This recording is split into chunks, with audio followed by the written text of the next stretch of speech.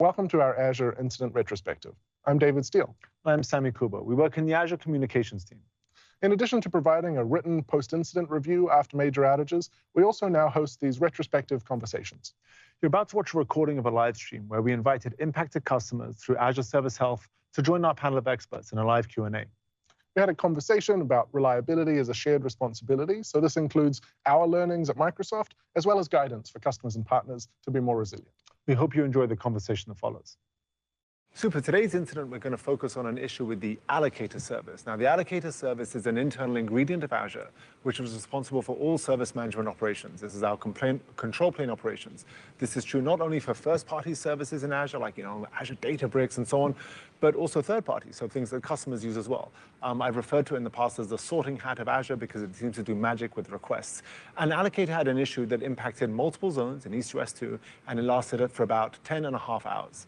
That's right. So to talk us through the incident and our learnings, I'd like to introduce the engineering leaders joining us on our panel today. To my left here, we've got David Dion. David is our partner software engineering manager from the Azure Allocator team.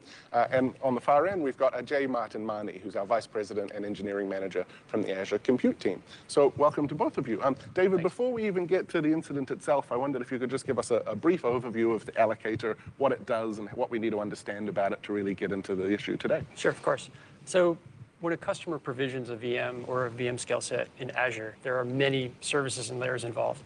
We have to figure out how to set up the networking for the VM, how to get storage for the VM, but ultimately we have to find a place to run that VM. And so all these layers work together to build a model about what this VM is going to look like for the customer, and then that's passed to the allocator. And the allocator is asked to find a location in an Azure data center, a specific physical server where that VM can run. So there are lots of rules that the allocator is running to determine the best place for this. Some of those are to ensure resiliency for customers, like spreading virtual machines across fault domains. Other rules are about improving platform KPIs, like trying to be as efficient as we possibly can, or trying to avoid preempting spot VMs. So these are all the things that the allocator does, and ultimately we're trying to get that VM placed somewhere where it can run as quickly as possible and low failure rates to get customers running. That sounds good. Would it help for us to look at a diagram to understand the pieces involved, or is that as high level as we need to get? I think that we can probably bring up the diagram and talk about a little bit more about how the allocator is put together, because it will go into what happened in this outage. Great. So the diagram you're looking at now, on the left-hand side, we kind of have a big picture view of the Azure control plane, right? And so that's, starting with ARM, which is our resource manager, and that's where kind of the high-level APIs for customers are coming into. That's how the portal is built. And then CRP is the compute resource provider. That's where we construct the model for the virtual machine, the compute resources we need. Then we have tenant management services.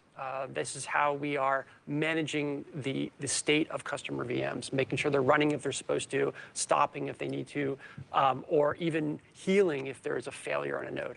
Then you see a call out to the allocator service, and we kind of zoom into that on the right-hand side. So this diagram here is taken from a research paper we wrote with Microsoft Research a few years ago. The link is there. You can pull it up and read it if you would like. But key points here is that the allocator consists of a front end. We call them allocator agents. And this is where you run all of the complex logic to determine where to place the VM.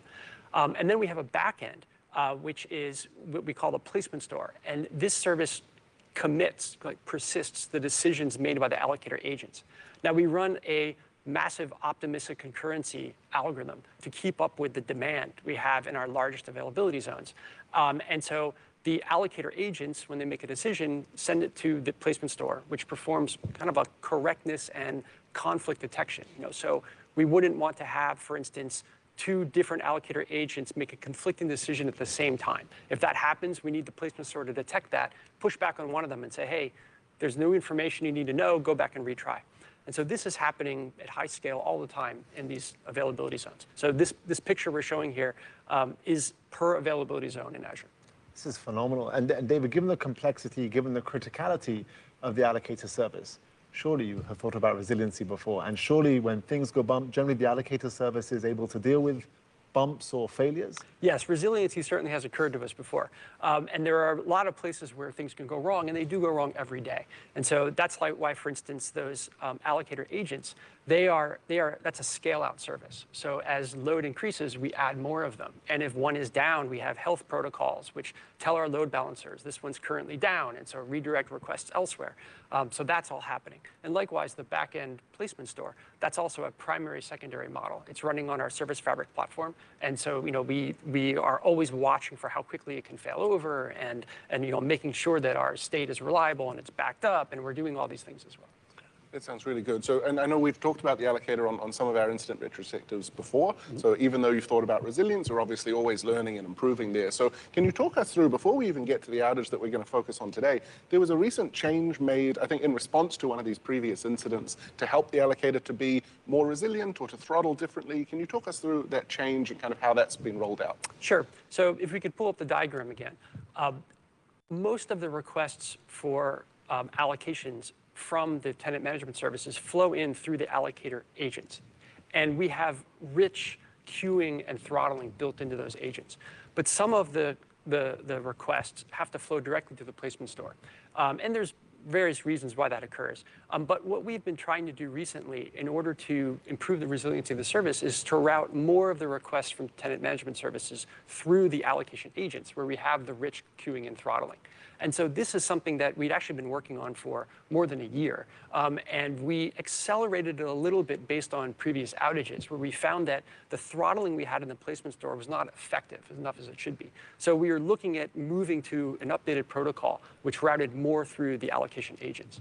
And so that is something that we had rolled out in this case. And so we, like I said, we've been working on it for about a year. We had it in our pre-release environments since about the beginning of this calendar year, early in 2025. And then we had it in Azure production regions for about 2 months prior to this outage. And then we were slowly rolling it out to larger and larger availability zones. And so, yeah, it had recently been enabled in the East US2 region. So then if we go back in time, it's the 10th of September. This has been deployed in a bunch of other places. It seems to be okay. But yet in East US2, in this availability zone, AZ03, I think it was, something didn't work. Can you walk us through what was the trigger event here where AZ03, or was it East US2? What were the ingredients for it not to work here? What made this very different? Yeah. So what we learned when going back through all of the logs and telemetry we had from this incident was that there was a brief performance issue that occurred in one of the machines that's running the placement store service. Now, this happens all the time. We triggered a failover and we started throttling, okay? But the throttling now was happening in the allocator agents, not necessarily in the placement store. So it was happening a little bit of both, but more of the throttling, because of the new protocol, was happening in the allocator agents. Now, the difference that happened here compared to the previous protocol we had was that throttling can occur much faster. Right? So the allocator agents are very good at throttling, okay? And so they were pushing back on the high-level services very quickly and very aggressively. The other difference in East US2 was that it is a high-demand region in Azure, and this particular situation started right at a time which was peak load for customers. And so this was throttling that we hadn't seen throttling at this level before. And we had similar issues in East US2 earlier, but the demand at that time just wasn't as high. So this protocol had behaved well in the days leading up to this. But in this case, because of the really high load, what we observed was that the pushback from those allocator agents to client services was fast, and then their response was even faster. And so what ended up happening is we had this load of retries happening through multiple layers of the compute control plane. And it led to a huge amount of load on both tenant management services and also on the allocator itself. Just to understand it, it was saying the more aggressive throttling action kicked in, but then aggressive retry logic happened. And so we ended up in this kind of loop of, okay. Right. So we believe in this aggressive throttling, but I think the big learning here is that we have to be absolutely sure that our clients are ready for that as well. And in this case, they weren't as ready for it as we thought they were. So we had confidence because of what we observed in other regions. Things were working great, right? But here, because of just the extreme high load, we saw reactions that we did not anticipate. that's a really good summary. So it's good to understand. So this initial performance trigger, it shouldn't have been a big deal, but it was because it invoked this new throttling logic and the relevant behavior there. Okay, so Ajay, this is probably a good time to bring you in here. Could you help us to understand kind of what that felt like from a customer's perspective? So it was initially just in availability zone 3. What would that felt like? What could customers do or not do? And I understand they got kind of different kinds of errors depending on what they were experiencing. Yeah. So this is the service management layer of the Azure. So folks who are trying to do virtual machine management, which includes creation, deletion, or updates, would have seen different types of failures. And I think we've categorized them into 3 different types of failures that customers might have seen. One is essentially a service internal error, something going wrong, please go retry, and customers would try retrying. The second kind of failure was just timeouts. Things were not completing on time and things were taking longer to finish up. And then there was a third category, which was some customers saw capacity failures, what looked like capacity failures. We did have some VM SKU sizes that were capacity constrained already, and so some of those errors were because of that as well. I do want to point out, though, from an impact point of view, we talk about control plane and data plane as 2 different aspects of any distributed system or any Azure system. And in all of these cases, even though there were customers failing on the control plane actions, all of the virtual machines that were already deployed were up and running fine. And so they were not impacted in any way. But I also want to acknowledge that for most folks, our control plane is their data plane. And so for customers, they feel like not having a control plane up and running is an impactful situation. And so for customers who have platforms that try to do fast turn or fast switch operations would have seen failures. And so that's kind of the impact that folks who are using Azure Databricks or GitHub Actions or in some cases Synapse or Data Factory would have seen their jobs failing because service management was impacted. Yeah, I often talk about, when we talk about the gray line between data plane and control plane, if Azure Backup can't have control plane operations, then it's ineffective and we can't do backup. Right. So yeah, it's an interesting line. It's not reassuring to say all of your VMs are working fine until they try to scale up or something that needs it. Right. That's right. David, if I can go back to you, we initially saw this in AZ03, but we saw this spill out into other zones as well. So when we talk about the allocator service, the diagram, it was really interesting because multi-zone outages are really hard for customers to kind of deal with. And so could you talk us through how it kind of spilled from AZ03 into other zones? Yeah, so, and this is something that we really try to prevent from happening, but it did happen in this case. So as we talked about in the published incident report, we already had constraints on capacity in physical zone 1 in East US 2. And now at this point, we had physical zone 3 impacted by this control plane problem, which meant that with 3 zones in the region, all of the customer demand was now focused on zone 2. And then we saw a similar issue happen, right? Now, we do think that the transient performance issues we see, they are exacerbated by load. Okay, so it's not like, the machines they have issues, but the way that the services are able to deal with those is impacted by load, right? And that's why throttling is so important, why we spend so much time trying to think about throttling. And so we had a similar performance issue that happened at a spike of demand, and the same snowball effect occurred in zone 2 that had occurred in zone 3. The difference here is it was even worse in zone 2 because we had all of that demand now focused on zone 2. And this time, it was not just the allocator that was impacted. It spread through other control plane services in the stack as they accumulated more and more of a backlog of requests from customers. And that just kind of built up and built up.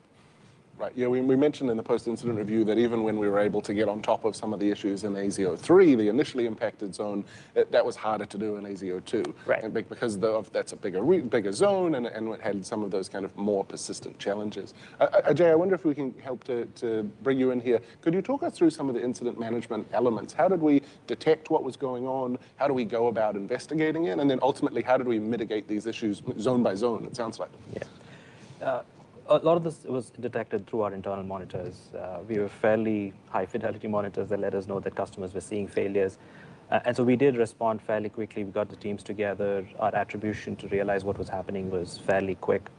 Once we figured out that this was the a load sort of a situation, we started exercising most of our playbooks. What can we do to help ourselves get mitigated? And so we went through our playbook. We exercised a different set of tools that we have, including making sure that we can drain off internal traffic that we can, do some capacity reclamation so that customer successes can increase. But ultimately, what also happened was it was not sufficient enough to help the queues not build up. And so what ended up happening is, especially in the second zone that saw the issue, the queue buildup was so long that we weren't able to drain fast enough on the queue. So the incoming volume was larger than the amount that we could drain out. And so we took some actions to even reduce a lot more of the traffic that was incoming so that we can help the queues drain as fast as they can. We did not have any aggressive ways of draining the queue, and so we had to wait for a lot of that queue to happen a little more organically, and that kind of delayed our recovery time so that we could let traffic come back in. And once the queues were indeed drained to a successful, or what we thought was a comfortable level, we didn't just turn on traffic into the entire zone. We let it ease back in so that we don't let the system get worse. And so kind of these combinations of waiting for the queues to drain and making sure that we can be safe about bringing traffic back in kind of prolong that recovery time. That's kind of how it happened. And RJ, can I stick with that at the moment? Yeah. Because when you're back into a healthy state, in my mind, it's binary. Now the allocator service can start doing things for everybody, but we had different recovery times for different services, and external customers may not felt it at the same time. Can you walk us through why that is? I would have thought it was just a switch, and now allocator's back up and running. Yeah, so a couple of points there. It's definitely a switch we can exercise, but we don't want to so that we don't let the system get into a worse situation. So we kind of eased in. Even after we saw the success rates get back close to baseline, we do have upstream services like backup or GitHub that wanted to wait for and see that their success rates were also at a good place. And in some cases like backup, they have to wait for the next scheduled time at which they can see that their successes are going good. And so we wanted to wait until all of our monitors told that things were healthy for all the services that are part of Azure before declaring the incident as mitigated. So even though the allocator or the zonal issue was kind of solved a little earlier, we waited for everybody to be healthy before we declared it done. Cool. That's great to understand that service by service kind of mitigation time there. So David, maybe now's a good time for us to pivot over to our learnings and repairs here. That the PIR mentioned several, but the first of which is talking about turning off the new logic. Can you talk us through, is that just for this region, or is that something we're doing globally? And presumably we're still interested in some of the goodness of the new logic or the new behavior. Yeah, absolutely. We believe the new behavior is the right thing to do. Like I was saying earlier, we just have to make sure that the entire stack is ready for it end to end. Anybody who's worked on a distributed system, especially at cloud scale like this, knows that services need to be able to throttle. It's essential to what we do. Things happen, and our platform is designed for that. Our entire platform end to end is designed for lower level services to throttle if they need to, automatically retry, transparent to customers. That's what we're aiming for. And so what we have done right now is in all of the regions where we feel like there's any risk due to high load, we have turned back off the new protocol while we work across all the teams just to make sure that they're ready for this and that it's good to go. So we've gone back to where we were when we were running it in smaller regions. So it is still under production, but it's running fantastically, like where we knew it was running well before. However, we talk about throttling like it's one thing, right? We are throttling at multiple layers in all services. We're doing queue management. We are watching for requests. Like the allocator service may have different characteristics. So its ability to drain queues is different than service management, which may have different requirements. And so that is something that we also did. So even while we switched this protocol, we are still changing the allocator throttling settings to try to make sure that if we do have this big storm, that we can throttle in a way that the higher level services can handle. And so that is also already done. We've already pushed this out, and we'll continue to do that. And then, on top of that, we're looking at other changes like finding performance issues and trying to get in front of those. But again, I think we want to reemphasize that we're never going to eliminate all performance issues that happen. We need to design our services to be resilient to those. And so that's what we're focused on. Magic, super. RJ, when we spoke about one of the repair items, we spoke about draining the backlog. And so this was intriguing for me because I thought, is it a case of when there is a backlog of requests, do you try and honor them as best as you can? When you talk about draining, do you talk about killing them so that everyone who's made a request or get an error message saying, no, this is timed out. I'd like to understand how the backlog works today and what this repair item is going to do for us. Yeah, it's an interesting nuance. The control plane is a set of a large number of dozens of services that all try to work together, and that's part of the complication that David was talking about too. There are systems that take in a request and act on a gold state sort of a driving mechanism. We take in the request, and we're going to honor that request. We're not just going to drop it for the customer. And so making sure that we can honor them is a part of the promise that we're trying to do. But there are queues that we can reply back to the customers or to an upstream service that, you know what, this operation which we had taken up is not going to be processed. So it's such an opportunity for you to retry, or to retry at a later time rather than just waiting for us to go process. So that sort of a draining is what we're talking about here. Things that we can push out of our queue, which we can return back as an opportunity for the customer to retry, or an upstream service to retry, is the kind of draining that we're talking about. And that's the next big category of the repair item that we're working on right now. How can we be a little more aggressive about choosing what kind of items we can return back as failure instead of just letting it be in the queue and try to process them? And so we have some schemes that we know we can implement even before the holiday period so that we can get customers to be in a better place at that time. So that let's call these as operations as failed and let the upstream service retry, or in some cases even the customers retry to be able to succeed. The other complication that happened here is it was not just that the queue processing was taking time, it was also that the reason the queue processing was taking time was there were some other services that were throttling back in an inappropriate manner. So how do we tune those throttle values to be proper so that we can let that drain, the queue not build up as much as possible and get the draining to be successful more successfully. So that's the other set of repair items that are coming through. That sounds really good. I like David talking about how we try to prevent from getting into this situation in the first place, and now you're talking about assuming that we do, when something does go wrong, how do we get ourselves out of that situation quickly? Yeah. But extra tools for that. And that's a big part of what the customer feedback also has been. I know issues like this do happen, but how quickly can you get out of the situation is an important aspect of it, and that's the big learning for us as partners too. Yeah, well, one of the big things that customers have raised was talking about testing gaps. Like I know David talked us through kind of safe deployment and how we started off in small regions and rolled this out and everything was looking good. It sounds like there's more that we can do from a test infrastructure perspective to be able to detect these kinds of issues earlier. I agree. We're not in a comfortable place where we can replicate all of East US or East US 2 in a testing place so that we can try out the situation. You don't have a spare East US 2 data center? Unfortunately, we don't, right? But we do have what we are trying to get to be more fidelity-based stress environments. And we have an ability to mark out a bunch of the capacity, take our control plane services, and test out things at scale. But the fidelity is something that we keep improving and increasing. And this is another learning from it. We have a gap in our stress environment, which did not account for these sort of load situations. And so that's another repair that we're going to go add in. And so it's something that we'll work on. But more importantly, it's not about just this repair item, because I think we're going to get to this queue management and make sure that that repair is included in the part of the test. But we're also stepping back a little bit and saying, what are the other queues that we have? What are the other draining mechanisms that we need? Do we have to age out? Do we have to return back slightly faster? Do we have the right pushback from our queues, and make sure that we have our playbooks that can exercise these and drill through them so we don't have to wait to do this at the time of an incident? And so that's the holistic testing that we're looking at. And then one more point I want to add is we're not just limiting it to our service that were impacted here. We're trying to push this back as learning into the rest of the Microsoft services too, as a part of our quality initiatives across Microsoft. Say, how do we share these learnings across services so that we can build these practices across them too? That's cool. I mean, we hope to do that with our industry today as well. And it's really interesting because it's such a challenge to replicate real life in test environments, but it's interesting looking.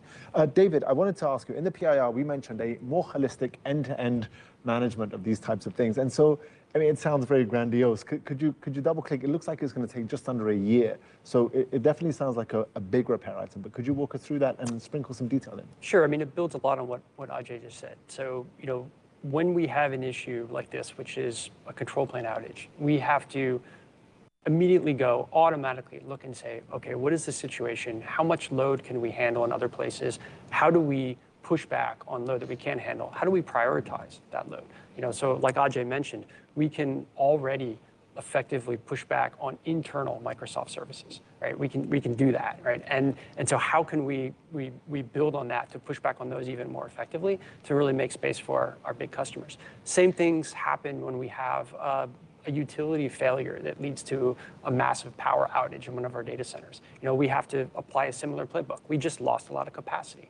What does that mean for the customers who are trying to deploy right now? How can we prioritize that? How can we effectively reroute them to other parts of the same availability zone, if there are other parts of the same availability zone still running, or how can we route them to other availability zones in the region? So these are the long things which we do right now, but I think what we learned from this experience is we can do better on those, and that's really what we're looking at. So we want to be more automated, more automatic. If we do need to take manual actions, we want to have all the relevant information at the fingertips of the people responding, right away, so that we can make decisions which are in the best interest of our customers. That's great. It's good to hear, all the different learnings from across the different teams internally at Microsoft. And Ajay, I saved one of the last questions for you here. We often talk about here our learnings, but we also want our customers and partners who are impacted by this to see if there are things they can learn. So we'll often ask about customer resilience. We've covered how this was a multi-zone impact, which is frustrating. Even customers who had architected for zones were still impacted by this. What could they have done? Like we talk about multi-region recommendations, maybe retry logic. What are some of the levers that customers have at their disposal to be able to weather the storm better? Yeah. This was definitely a multi-zone for a period of time, and there were periods of time where it was a single zone failure. And so making sure the customers still follow the zone resiliency patterns are still important for us. This could be zone agnostic or being okay to have regional, and a multi-region strategy is always good if your critical infrastructure or critical business depends upon it. How do you make sure that you can? And we did see some customers who were able to use their other region to get success. And in other places where customers were able to retry into the same region, they did see some successes as well. In fact, we saw about 2 to 3 times the baseline volume of retries from customers. And the top layer that was accepting all of these requests was able to deal with that fine. There may be some pushbacks that we'll tweak around, but that's a good pattern to still follow. And this is true not just for the compute control plane, but all of your services too, whether it's Cosmos DB or SQL. Making sure that you follow the zone resilient pattern is still a good suggestion for all of us to follow. That's great to understand. So there were still some things that the customers could try to do. Great. I've saved my last question for my co-host Sammy here. Sammy runs our incident communications team. So Sammy, how did we do from a comms perspective? Were we able to keep impacted customers up to date? It's an interesting one. So the communications we had during this event were predominantly automated. Brain, which is our automatic system for communicating to impacted subscriptions, fired within 15 minutes. And it did so for most of the outage. So customers were receiving in-portal notifications if they set up, email and SMS and webhooks. They were consuming all of those.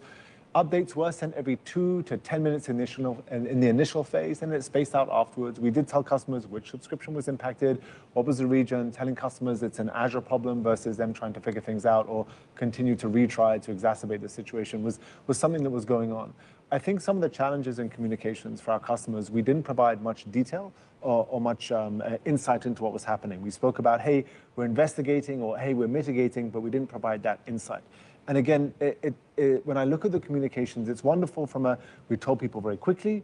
For the most part, we told people what was going on, but we don't want to treat our customers at arm's length. We want to bring them into the war rooms. We want to let them know what's going on so they can update their customers as well.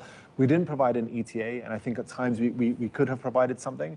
And then really the insightful updates came maybe 20 minutes before mitigation. We posted it publicly on our status page, which again, we perhaps went to too late. We like to use that page when there's widespread impact that customers can't be resilient against. And then we provided detail in the PIR, and we're providing conversation here, but really the challenge is shifting left. And there are challenges doing it during an outage, but really that's what we want to do. We have the right detail, we have the right people. How do we get that information to customers? Not so that anything can change, but just so they're in the know and we can build that partnership. Got it. Great that we can push them to be even more transparent and sooner into the outage. So thank you for watching this Azure Incident Retrospective. At the scale of which our cloud operates at, incidents are inevitable. Just as Microsoft is always learning and improving, we hope our customers and partners can learn from these too and provide a lot of reliability guidance through the Azure Well-Architected framework. To ensure that you get posted incident reviews after an outage and invites to join these live stream Q&A sessions, please ensure that you have Azure Service Health Alerts set up. We really focused on being as transparent as possible and showing up and being accountable after these major incidents. Whether it's an outage, a security, or a privacy event, Microsoft is investing heavily in these events to ensure that we earn, maintain, and at times rebuild your trust. Thanks for joining us.